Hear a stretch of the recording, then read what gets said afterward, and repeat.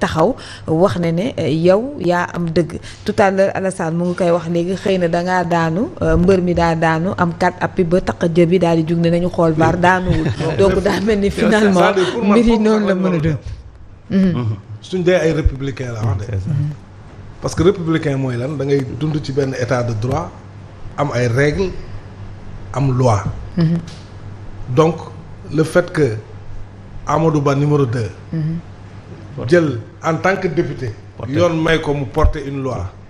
haute majorité dem déposer ko ñu jàllale ko loolu ci démocratie la bokk. ñëpp rek waaw. mais de la même manière droit li mu ko mayee loolu. mais noonu la mayee ñeneen ñi d'accord aussi. ci loi bi gis ne.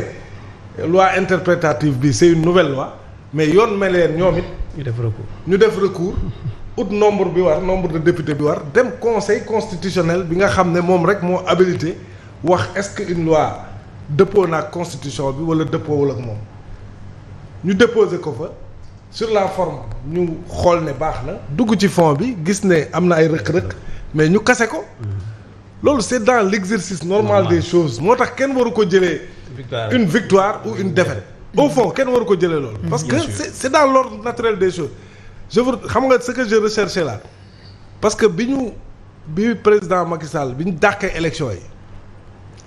ba assemblée voté le report.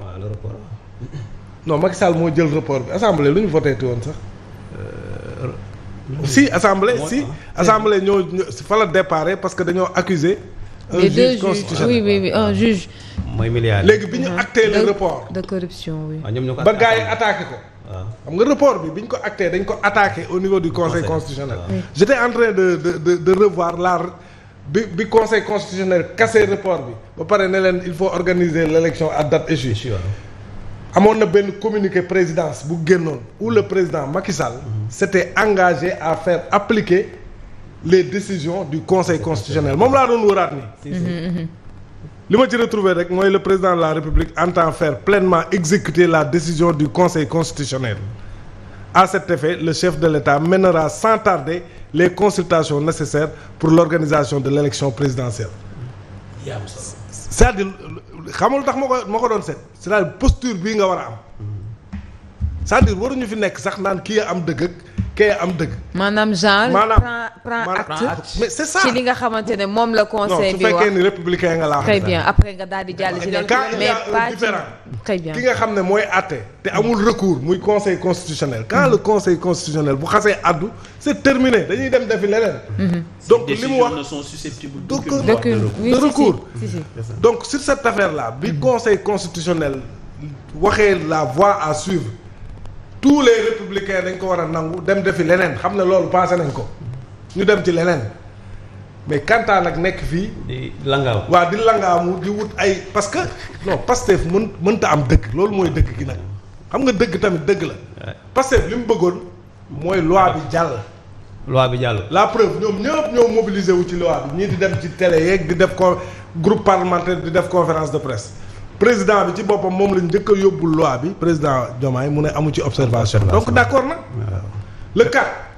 4 ci conférence de presse bi nee na li muy xaar mooy ñu indi ko mu promulguer conseil constitutionnel génne réponse mu promulguer loi donc moom il était prêt à promulguer la loi donc ñoom koy leer na ni seen camp li ñu bëggoon mooy loi bi jàll ñu promulguer ko mu def force de loi mais loolu amul mais dañ koy constater avancé xam ne conseil constitutionnel bi nga xam ne moo war a wax moom en dernier ressort mais li mu wax nag bu ko xasee wax képp kuy républicain da nga cee war a tënku mais waroo wutaat ay proxndool ak ay façon boo koy expliquer c'est pas ça parce que loolu c'était pas au départ le combat c'était une loi interprétative déposée à l'Assemblée votée dans les règles de l'art peut-être ba mu jàll au niveau de l'Assemblée donc Assemblée moom pare woon nañ mais conseil constitutionnel moo si desoon ñii tamit def nañ recours seen droit la gàntal nañ leen ko pour man c'est-à-dire waruñu ci nekk ay di ci soulever di ci xasante sax à la limite parce que loolu lañ gis en fait loolu lañ gis am na ay jokkalante kaddu yoo xam ne pour man waroon na son message waaw waroon na mën a jàkk ay haine ay jagleel conseil constitutionnel gis nañu ma bind ci suuf attends c'est-à-dire ma ne quelque part voilà on commence à avoir très bien président Lamine Gueye c'est important li mu fàttali ci loolu oui ñiy incarner suñuy institution tamit ñooñu dañu war a am benn posture rawatina nag bu fekkee ni institution bi gën a kawe ci wàllu yoon moom moo àddu c'est-à-dire waroo ci teg lu dul li ci président Macky Sall teg parce que moom ba conseil constitutionnel àddoo la génn ci yeneen considération xaw ma nekkoon na ci xaw ma yu mu doon bëgg a nekk yëpp daal de tënku naa ci li conseil constitutionnel wax d'ailleurs dinaa def ay consultation pour xool beneen étape bi fan et démarche bu cohérente la parce qu'en 2012 bi ñuy xeex troisième mandat au Sénégal face à maître Abdoulaye Wade bi conseil constitutionnel joxe décision dañu jeex na c'est acté battre ji campagne au moment où yeneen leaders yi doon assiégé fii nu mu tuddati place de l'Obélisque place de la Nation la présidente avait fait un dem battre ji campagne le président la République a pris acte de cette décision qui s'inscrit dans le cadre des mécanismes juridictionnels normaux de la démocratie et de l'état de droit tel que consacré par la constitution sénégalaise. Et puis on passe à autre chose. Il faut avoir une posture républicaine. Et derrière nous c'est très très alors Suisse est-ce que aussi tam loolu du ñëwaat un peu ci ki nga xamante ne dafa bëgg a taxaw pour ñu respecter li nga xamante ne moom moo di suñu ay institutions te bànqaas yooyu yow doo ko respecter. est-ce que aussi tam loolu du doon loo xamante ne voilà day am tuuti lu muy indi. du benn rek. oui yow mënoo incarner institution. su fekkee ni ci wàllu yoon institution bi gën a kawe dafa àddu sur une question c'est-à-dire yow waroo ci sax am commentaire c'est-à-dire ni tu dois adopter une position d'acquiescement da nga war a nangu rek moo la war rawatina nag yow boo nekkee responsable ci dëkk bi parce que aussi dëkk bi ay institution moo ko tënk dëkk bi état de droit la dafa am nu muy doxe la preuve le président day waat loolu la wax sax président bi day waat lan lay waat revient sur ce que président bi lan la waat ci kanamu ñan lay waat conseil constitutionnel président voilà ci kanamu conseil constitutionnel lay waat il est le garant du bon fonctionnement de nos institutions kon xam nga conseil constitutionnel du lu ndaw donc moo tax quand le conseil constitutionnel décide d'une chose wala quand le conseil est saisi sur une question conseil bu waxee képp ku mu mën a doon ku nekk républicain c'est-à-dire waroo ci nekk sax di indi leneen c'est-à-dire c'est acté dañuy dem ci li ci topp man lecture boobu laa ci am ne war ñu fi nekk naan opposition gagné ñu ngi jubilé opposition li ko yoon may la def avec des arguments aussi. Très bien, c'est important président avec des arguments qui ont fini de convaincre aussi le conseil constitutionnel ci arguments yi ci li ñu taxaw donc ñoom li ñu def c'est dans l'ordre naturel des choses et normal des choses maintenant ñëlee li ñu def ba keroog ñu koy kase aussi amul lenn luñ ci jalgati parce que Amadou Ba jàng na droit am na ci xam-xam am na étude bu mu def ba génne loi interprétative partagé kook ay ñooñam ñu dem utiliser seen majorité jàllale ko loolu yëpp jaar na yoon. ba pare conseil ne ko sa loi interprétation modification la. maanaam contre projet bi ko ñëwee doon di wax parce que sur ce également c'est important ñu rappeler le député Tafsir Thioye quand même rappelé na leen ko à plusieurs reprises aussi hein. assemblée la taxaw ne ko jëlaatal lii après ñu nga ñëw ñu wax du gàcce c'est important mais ñun ñi nga xam ne xamuñu si tout ça nous ne sommes pas des constitutionnalistes ñun fii lañ toog xam nga le premier revers mooy lan c'est que yow mënoo benn loi dañ ko jàllale muy loi d'amnistie nga ne lii leerul yow yaa ko wax yow mi toi qui n'es pas concepteur de la loi nga juger loi bi ne leerul nga ne xaaral mu dugal benn loi interprétative pour mu gën a leeral loi boo xam ne yow sax doo initiateur waa léegi yow nga andi lool nit ñi critiquer ko nga dem ba ci yàgg ne nooy li ma indi woon sax leerul xaaral ma gën ko leeral mooy amendement yi ci Amadou Ba indi man pour man ba mu defaatee loolu rek c'était tranché que li muy c'est-à-dire moom ci boppam il a avoué que li muy def ni day gën a lëndëm c'est aussi simple que ça et je pense que c'est pas la fin du monde waaw c'est pas la première fois qu'on rejette une loi pour man loi bi ñu rejeté woon sous Macky Sall bi doon dàq élection yi pour man looloo gën a grave foofu parce que loolu élection présidentielle la woon te le conseil l'avait rejeté